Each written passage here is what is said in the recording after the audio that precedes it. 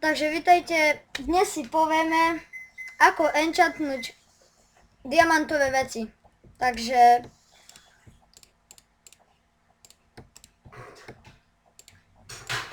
takto.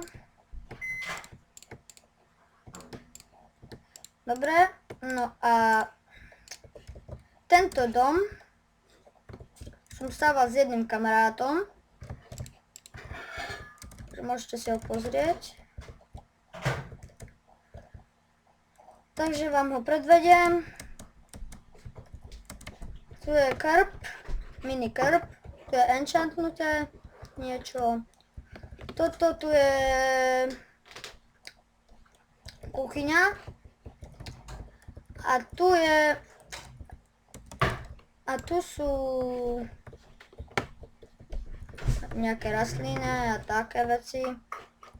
Potom, a tu je nejaký warp, kde chodia ľudia. Zarábam veľa peniazy, pozrieme sa koľko mám. No veľa.